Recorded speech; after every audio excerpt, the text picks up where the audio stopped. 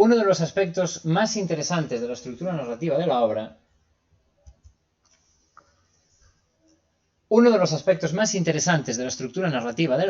es el complejo juego de voces que se entrelazan y a veces llegan incluso a solaparse. Un narrador en tercera persona se encarga de contar los 8 primeros capítulos. A partir de ahí, Cervantes decide recurrir al tópico del autor ficticio, una convención típica de las novelas de caballerías.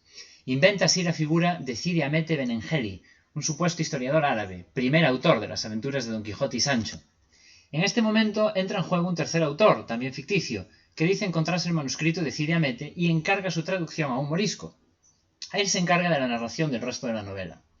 Este tercer autor es presentado a su vez por un cuarto, al que llamamos definitivo, que no es ninguno de los anteriores y está por encima de todos ellos. Interviene solamente al final del capítulo 8 y en el último capítulo de la primera parte.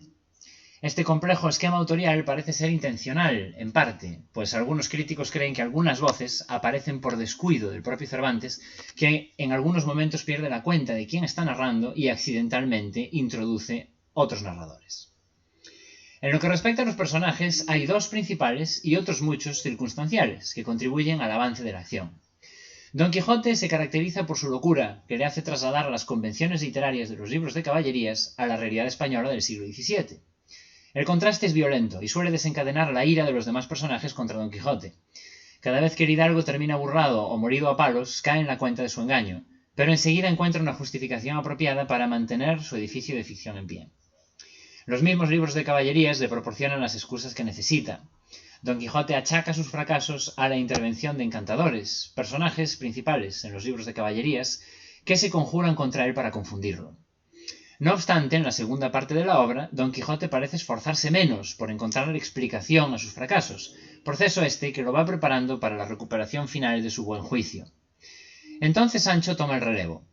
En un principio se describe como la némesis de Don Quijote, su contrario, único anclaje que el hidalgo, completamente enajenado en la primera parte, mantiene con la realidad.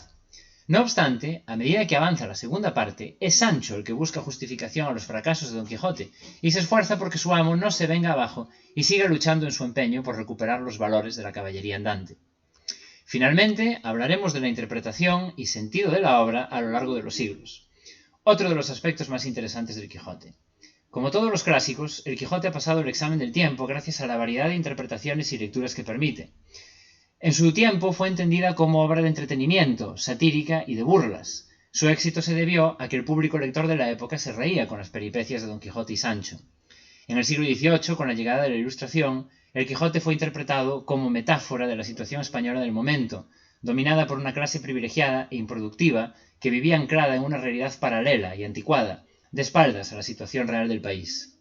En el siglo XIX la obra fue entendida bajo la óptica romántica como representación de la lucha entre el individuo y la sociedad. Esta interpretación romántica de Don Quijote como héroe marginado se extendió hasta el siglo XX, cuando se dio a la obra un sentido simbólico de lucha entre el deseo de libertad y la frustración y el desengaño al que éste conduce. En definitiva, transmite la idea de que el que intenta hacer de este mundo un lugar más justo es tomado por